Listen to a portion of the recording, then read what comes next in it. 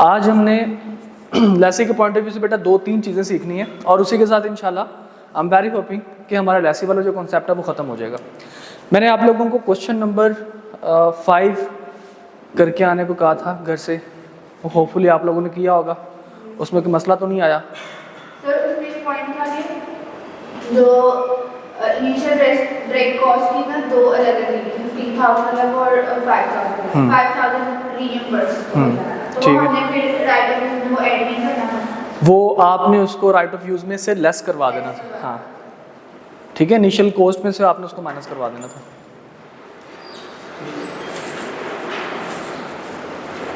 अच्छा जी, तो एक तो 3 पॉइंट्स हैं। पॉइंट नंबर 1, डिसमेंटलिंग कॉस्ट का आपने क्या करना होता है और उसको कैसे आपने डिस्क्लोज करना होता है। बेसिकली आप उसको present value of dismantling cost, ये तो आप लोगों को पता है कि राइट ऑफ यूज एसेट का वो हिस्सा बनता है, ठीक है। दूसरा आपने इसमें ये करना है कि जनाब उसको हर साल आपने उसको भी अनवाइंड करना है, ओके। हर साल उसको भी आपने क्या करना है, अनवाइंड करना है। तो डिसमेंटलिंग कॉस्ट का भी हम लोग अभी थोड़ी देर में देख लेते हैं, एक क्वेश्चन इंशाल्लाह हम लोग करते हैं तो उसमें। उसके बाद एक चीज़ होती है लो वैल्यूड या फिर लो वैल्यूड लीज या फिर शॉर्ट टर्म लीज। दोनों सिचुएशन में आपके पास क्या पावर्स हैं, क्या राइट्स हैं, वो इंशाल्लाह वो भी हम आज की क्लास में इंशाल्लाह डिस्कस करेंगे, ओके।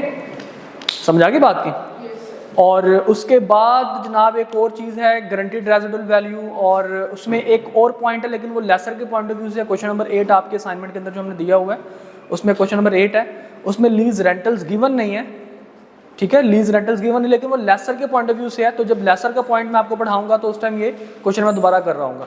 बाकी सारा ट्रीटमेंट उसने पूछा हुआ रिक्वायरमेंट के अंदर लेसी का, लेकिन जो उसने आपको बताया हुआ है वो लेसर के पॉइंट ऑफ व्यू से उसने चीज़ें बताई हुई हैं, ठीक है जी। तो अभी हम बात कर लेते हैं थोड़ा सा हमारे क्वेश्चंस की। और तीसरी बात जो मैंने आपके साथ डिस्कस करनी है वो ये है कि हमने अभी तक जो डिस्कस किया था वो था जनाब जिसमें रेंटल फिक्स था। अब रेंटल वेरिएबल भी हो सकता है, ओके। अब रेंटल क्या हो सकता है, वेरिएबल भी हो सकता है। तो अब हम उसकी बात कर लेंगे कि जनाब रेंटल जो है वो वेरिएबल किस तरीके से कंसीडर किया जा सकता है। तो जनाब मेरे पास निकालने लगे हैं जी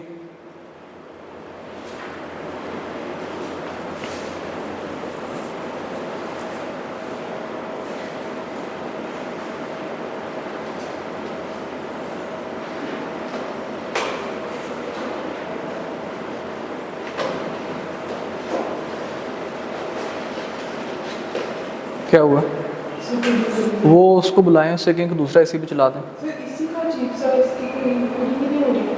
नहीं वो मेरे ख्याल अभी चलाया होगा, अभी चलाया ना।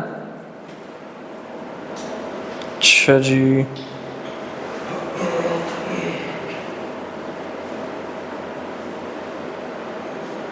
इंक्रीमेंट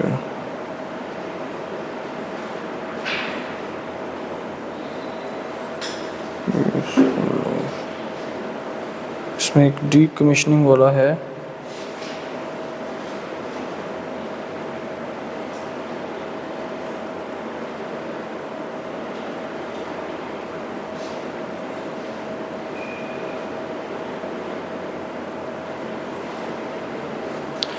अच्छा जनाब, ये हमारे पास सबसे पहले हम डिस्कस कर लेते हैं।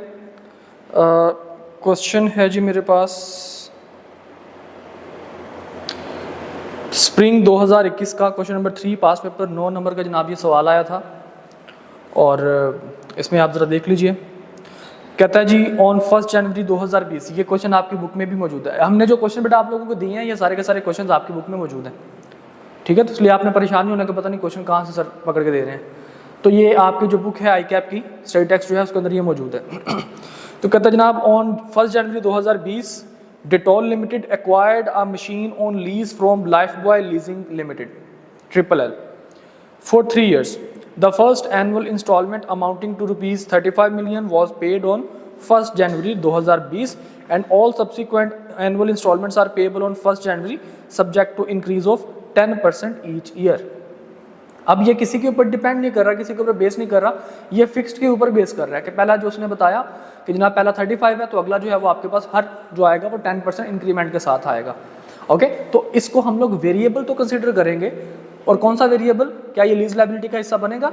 यस, क्योंकि ये किसी प्रोडक्शन के ऊपर बेस नहीं कर रहा कि प्रोडक्शन जनाब ज़्यादा होगी तो ज़्यादा होगा, प्रोडक्शन कम होगी तो कम होगा, ये इसके ऊपर बेस नहीं कर रहा। ये कोई परसेंटेज के साथ, इंटरेस्ट रेट के साथ ये बेस नहीं कर रहा कि जनाब अगर इंटरेस्ट रेट काइबर रेट जो है वो 10% होगा तो 10% इंक्रीज हो जाएगा, काइबर रेट 20% होगा तो 20% इंक्रीज हो जाएगा। ये सिंपली आपको क्या कह रहा है कि 35 था पहला, ठीक है, उसका फिर आपने 10% क्या करते जाना है, इंक्रीज करते जाना है। ओके, तो यहाँ पे जो भी आपके पास पहली अमाउंट आएगी उसी को आपने क्या करते जाना है, इंक्रीज करते जाना है। तो पहले साल 35, दूसरे साल जनाब इसी के हिसाब से 35 का जो एडिशनल आप देते हैं वो, ठीक है, और उसके बाद जनाब बाकी जो रिमेनिंग चीज़ें। अच्छा जी, उसके बाद कहते हैं जनाब DL incurred initial direct cost of 5 million as an incentive to DL for entering into leases, LL reimbursed 2 million. अब इनिशियल डायरेक्ट कॉस्ट किसने लगाई जनाब, डेटोल लिमिटेड ने, ठीक है जी। और हमने कहा था ये भी आपके पास इनिशियल डायरेक्ट कॉस्ट जो है वो किसका हिस्सा होती है, राइट ऑफ यूज एसेट का हिस्सा होती है अगर वो लेसी ने पे किया हो, ठीक है। तो लेसी ने कितने पैसे पे किए थे, 5 मिलियन, और उसमें से 2 मिलियन उसको क्या हो गए, रीइंबर्स हो गए, ठीक है जी। तो राइट ऑफ यूज एसेट में से 5 मिलियन ऐड करके 2 मिलियन क्या करवा देंगे, लेस करवा देंगे। उसके बाद फिर भाई साहब फरमाते हैं the residual value of the machine eight the end of 3 years is estimated at ₹30 million, out of which LL has granted 20 million, granted 20 million.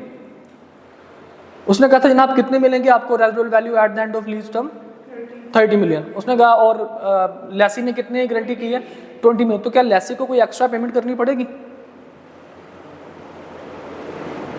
Lease liability का हिस्सा कौन सी होती हैं चीज़ें, रेंटल्स, और उसमें ज़्यादातर जो चीज़ें आती है रेंटल्स के साथ वो guaranteed residual value by lessee, अगर वो कोई अमाउंट पे करनी पड़ती है। तो यहाँ पे रेजिडुअल वैल्यू कितनी आई है जनाब, 30 मिलियन, और गारंटी कितने की गई है, 20 मिलियन की। तो क्या लेसी को कोई एक्स्ट्रा अमाउंट पे करनी पड़ेगी? इसमें गारंटी भी तो वो लेसर ने खुद ही दी हुई है, लेकिन आप वो कह रहे हैं एंड हैज गारंटी, वो तो लाइफ बॉय करेंगे, DL ट्रेडर से करेंगे जी।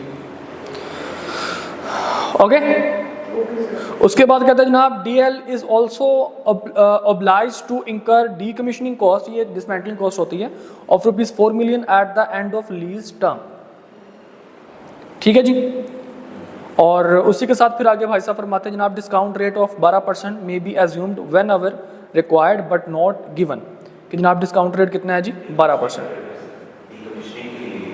जी, ये डीकमीशनिंग के लिए आपके पास ये रेट ये भी है। और वैसे भी अगर आप, अच्छा ऊपर से उसने कहा, अच्छा एक पॉइंट रह गया जनाब, LL has incorporated an implicit rate of 11% per annum which is not known to DL।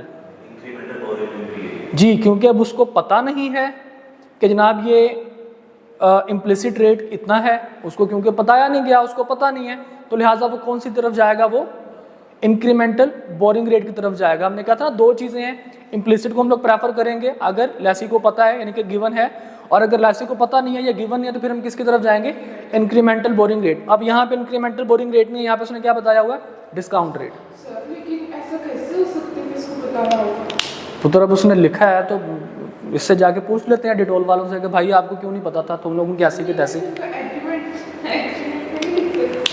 तो बेटा मैं वही आपको क्वेश्चन के अंदर उसने सिनेरियो एक आपको इस तरह का दिया हुआ है ना कि उसको नहीं पता, तो अब उसको हम ये तो नहीं कह सकते ना कि तुम्हें पता होना चाहिए था, तुम इतने इग्नोरेंस हो गए तुम्हें पता ही नहीं है इस चीज़ का।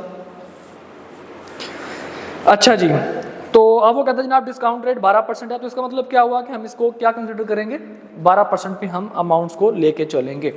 तो जनाब ये क्वेश्चन जब आपने पढ़ लिया तो अब ज़रा ऐसा कीजिए कि इसकी फटाफट एक दो कैलकुलेशंस कर दीजिए। कौन से कैलकुलेशन करेंगे, लीज लायबिलिटी की कैलकुलेशन करेंगे और राइट ऑफ यूज एसेट की कैलकुलेशन करेंगे। फटाफट ये आप लोगों ने करना है, मैं नहीं करूंगा ये। मैं आपको एक चीज सिर्फ इसमें बता देता हूं कि इसमें जो लीज रेंटल्स आपके पास आएंगे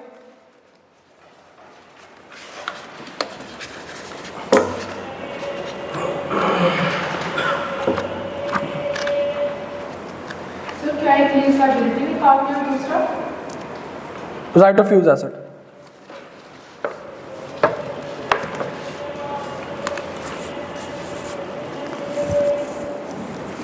इसमें जो लीज रेंटल्स आएंगे वो कुछ इस तरह से आएंगे आपके, लाइक पहला 35 मिलियन है फर्स्ट इंस्टॉलमेंट,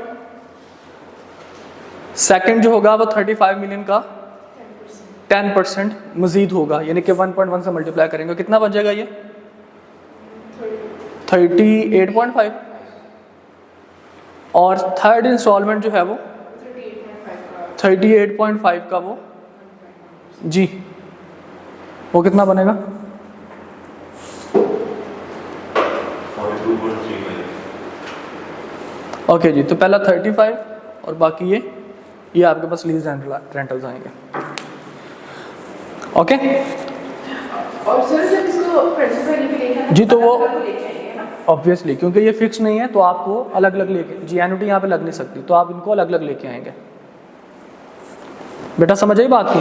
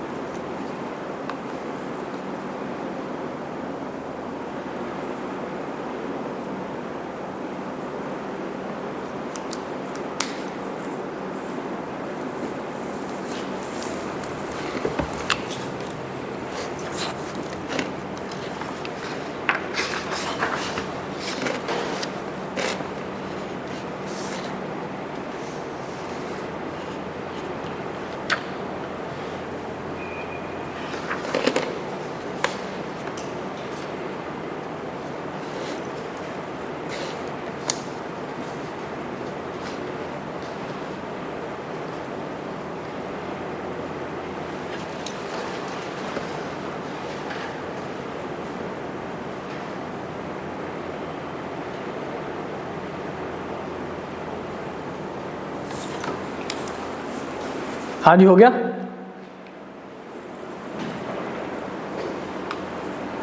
बेटा आप नहीं कर रहे सना, बहुत अच्छे, वेरी गुड जी। देखिएगा प्लीज, अब जरा हम इसकी प्रेजेंट वैल्यू निकालते हैं लीज लायबिलिटी के लिए।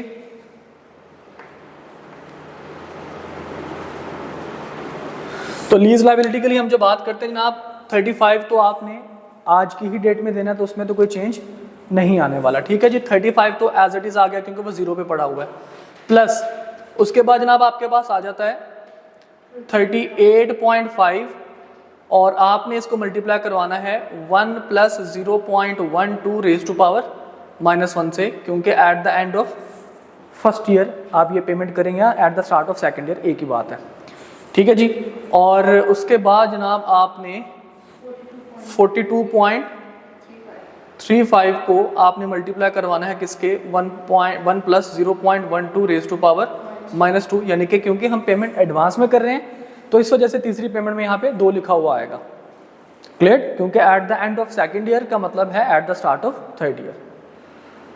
Got it? तो जनाब यहाँ पे आपके पास क्या अमाउंट आ गई कैलकुलेशन के बाद?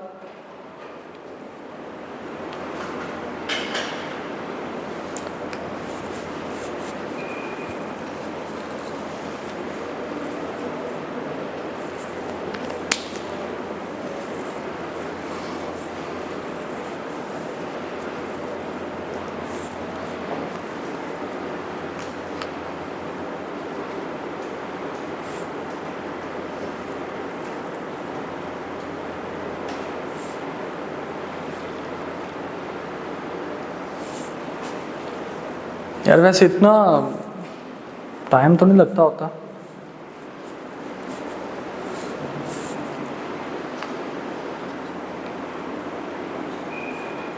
सर इंसेंटिव इसमें से माइनस कर देंगे। नहीं, इंसेंटिव जब हम राइट ऑफ यूज़ निकालेंगे ना, उसमें से इनिशियल डायरेक्ट कॉस्ट में से माइनस करते हैं, वो भी कर सकते हैं।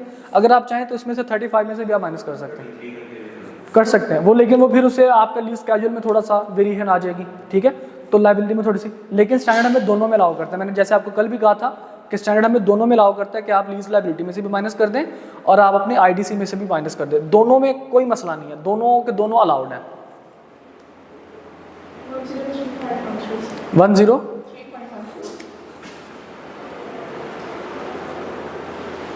103.14, ठीक है जी।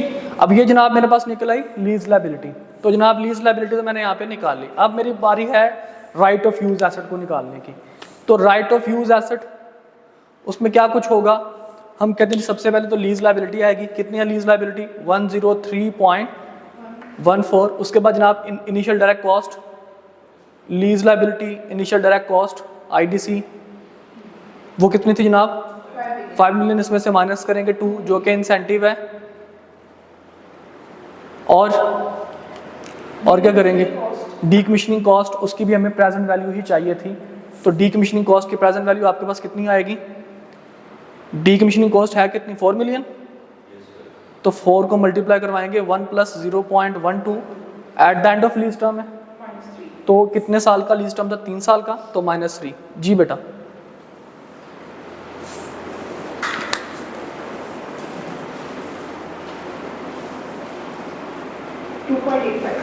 2.85, नहीं ये तो खाली 2.85 टोटल मुझे बताइए।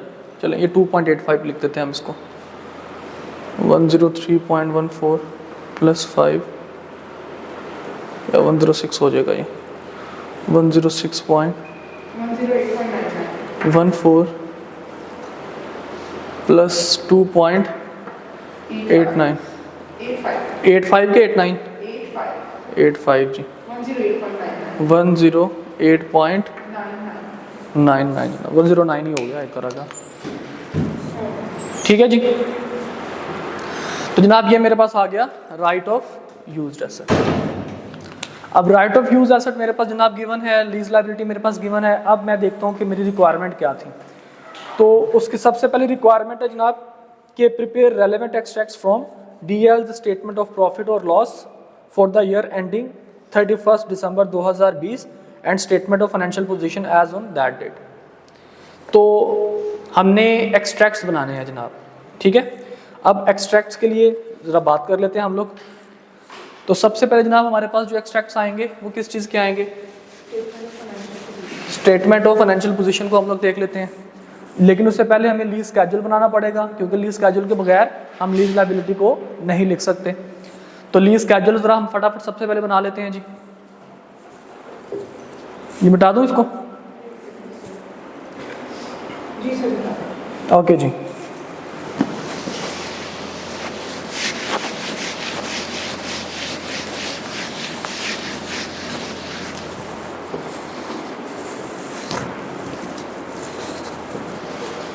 लीज स्केड्यूल के लिए जनाब आपके पास ईयर्स आ जाएंगे, ओपनिंग लायबिलिटी आ जाएगी, इंटरेस्ट आ जाएगा, पेमेंट्स आ जाएंगी और क्लोजिंग लायबिलिटी आ जाएगी। क्योंकि एडवांस में आप रेंट पे कर रहे हैं तो इस वजह से किससे स्टार्ट करूंगा, 0 से। लीज लायबिलिटी कितनी थी बेटा, 103.14। इंटरेस्ट कुछ भी नहीं आएगा एडवांस में। जो हमने पहली पेमेंट करनी है, कितनी पेमेंट करनी है पहले हमने, 35। अगेन मैं बार बार आपको बोल रहा हूँ, अगर आप 33 भी कर देंगे तो गलत नहीं होगा। तो 35 जनाब पेमेंट कर दी, तो क्लोजिंग आपके पास कितना आया बेटा, 68.14 आ गया जी। अब पहला साल, पहले साल के एंड में हमारी लायबिलिटी कितनी बची है जिसके ऊपर इंटरेस्ट लगना है, वो कितनी बची है जनाब, 68.14। अब इसके ऊपर हम इंटरेस्ट चार्ज करेंगे एट द रेट ऑफ 12%। जी बेटा 8.18, और इसमें से हम लोग माइनस करवा देंगे। सेकंड हमारी पेमेंट कौन सी है, 38.5 की। जी बेटा दोनों को ऐड करेंगे, 38.5 इसमें से लेस करवा देंगे, 37.82 जनाब। उसके बाद अगले साल इसी के ऊपर इंटरेस्ट लगेगा 37.82, क्योंकि पहले पेमेंट करने के बाद ये बचा होगा। अब इसके ऊपर 12% लगाएंगे तो कितना बनेगा 4.54 और अगली पेमेंट हमारी कितनी है 42.35 की। तो ज़रा देखिए कुछ भी नहीं बचेगा, ठीक है, क्योंकि हम एडवांस में पेमेंट कर रहे हैं तो इस वजह से हमारे पास सेकेंड ईयर के एंड पे या थर्ड ईयर के स्टार्ट में क्या हो जाएगा, सारा कुछ ख़त्म हो जाएगा। क्लियर?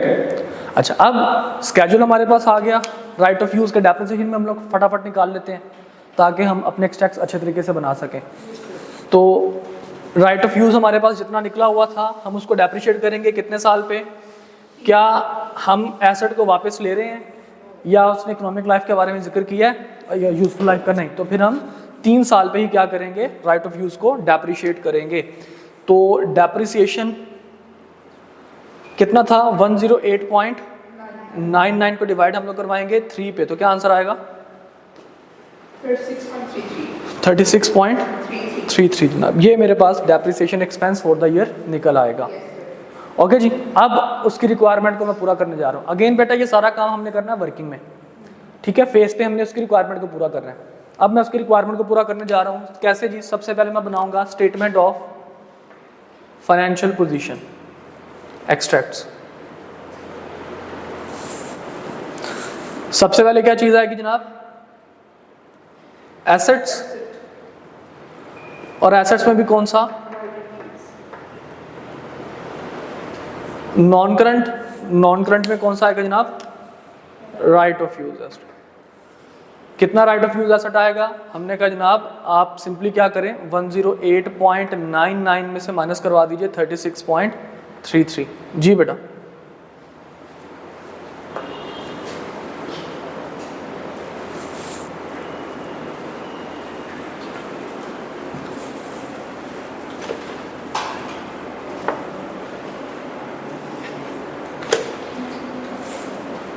$72.66 72.66 आ गया। इसके अलावा कोई और एसेट है हमारे पास, हमने कहा जो नहीं। ओके जी, लायबिलिटी आ जाएगी फिर। अब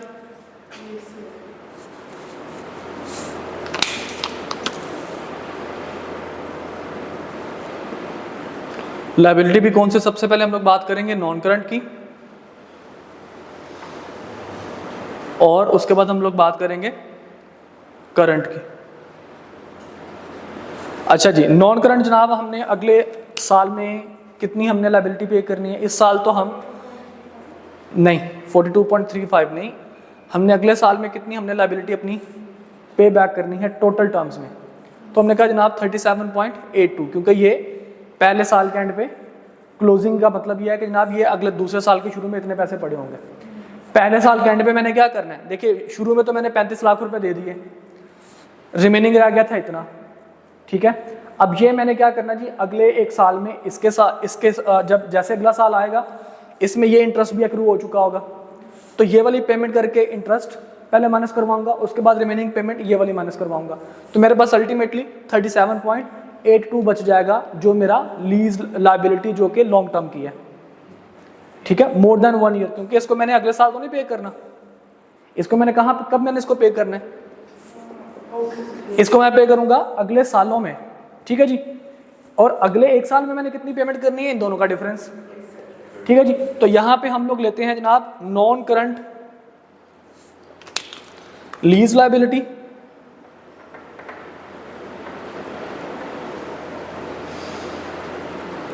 कितना जी 37.82, और करंट पोर्शन में हम लोग क्या लेंगे 30.32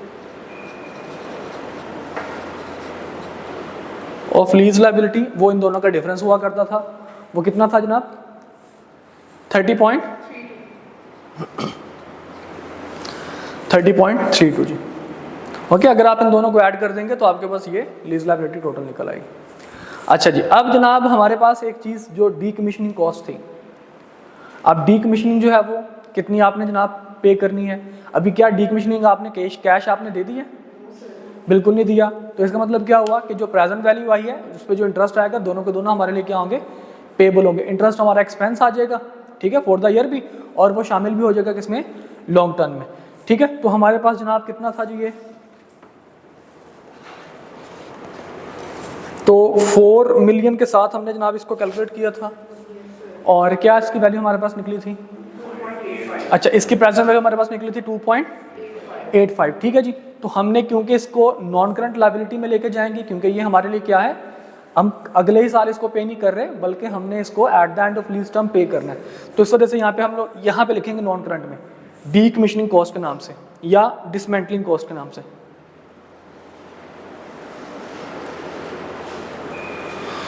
कितना बेटा?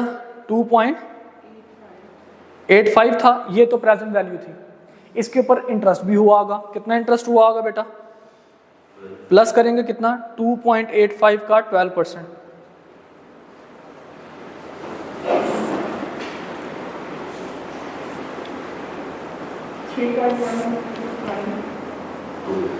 थ्री पॉइंट 192, तो 2 डेसिमल 19 लिख देते हैं खाली। ओके। अच्छा, अब इसके अलावा हमारी कोई और लायबिलिटी जो हमने पे करनी हो, अब वो तो नहीं, लायबिलिटी जो हमारे पास अगले साल का आ रहा होगा कोई? सर वैसे करंट पोर्शन में आएगा नहीं जो जी। तो हमारा जो अगले साल का इंटरेस्ट होगा, कौन सा इंटरेस्ट जो हमने अगले साल में पे अभी करना है? 8.18। ठीक है जी। तो 8.18 ये किधर आ रहा होगा? ये करंट में आ रहा होगा, तो इंटरेस्ट पेएबल।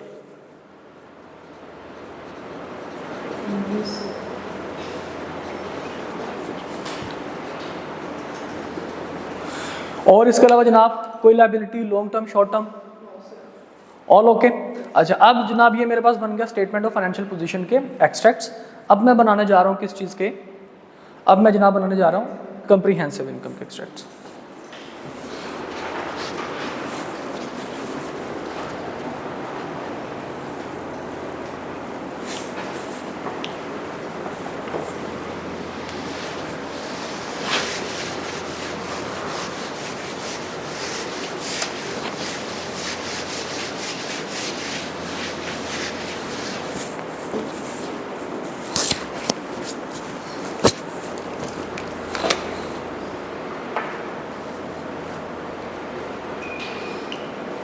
ले जनाब, स्टेटमेंट ऑफ कॉम्प्रिहेंसिव इनकम में क्या कुछ आएगा जी?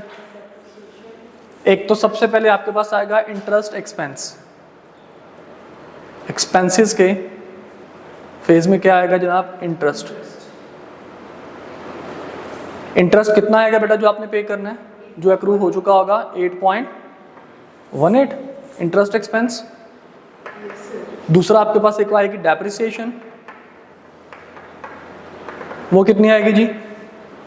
36.33। ठीक है जी। फिर उसके बाद जनाब आपके पास एक चीज़ आएगी डीकमीशनिंग कॉस्ट। जी, उसकी आपने जो अनवाइंडिंग जो आपने इसको किया था, डीकमीशनिंग कॉस्ट या डिसमेंटलिंग कॉस्ट, उसका करंट पोर्शन कितना पोर्शन जनाब? 2.85 का 12%, 0.34 जी। और इसके अलावा जनाब हमारा कोई एक्सपेंस इनकम तो लेसर के पास है नहीं। लेसर के जब इंशाल्लाह डिस्कस करेंगे तो फिर आपको बताएंगे कि लेसर के लिए इनकम होती है। ओके जी। अच्छा, अब साथ ही हम इसके नोट्स भी बना देते हैं। हमने एरियर वाले नोट्स किए थे, याद है? और उसमें हम लोग लायबिलिटीज़ देख रहे थे with in 1 year, more than 1 year but lesser than 2 year. ठीक है जी। आप इसको 2 ईयर, 3 ईयर, 4 ईयर, 5 ईयर भी कर सकते हैं। आप इसको 1 और 1 से 3 और 3 से 5, या फिर 1 और 1 से 5, आप इसको ऐसे भी कर सकते हैं। कोई इतना बड़ा मसला नहीं है। ठीक है। आपकी बुक वाले ने जो किया है, आपकी बुक वाले ने कुछ 1, 2, 3 मतलब हर साल के अलग अलग उसने बताई है। लेकिन जब मैं पास पेपर के सोल्यूशन की तरफ गया हूँ तो पास पेपर के सोल्यूशन के अंदर, क्योंकि ये पास पेपर का क्वेश्चन है, तो पास पेपर के सोल्यूशन वाले ने इसको 1 से 3 और 3 से आगे फर्दर डिक्लेयर किया हुआ है।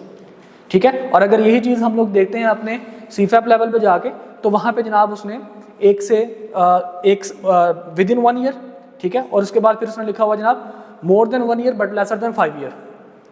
ओके। तो तीनों के तीनों जो नोट्स हैं वो आपके पास बिल्कुल ठीक कंसिडर किए जाते हैं। और अगर आप फाइनेंशियल स्टेटमेंट्स किसी भी देखें, किसी भी लिस्टेड कंपनी की, पब्लिक लिमिटेड की अगर आप देखते हैं, तो वहाँ पे ये सारा कुछ ऐसे ही लिखा हुआ है with in 1 year, more than 1 year but lesser than 5 year. Okay. क्या हुआ है? आप क्या बता रहे हैं? पंजाबी में कहावत है कि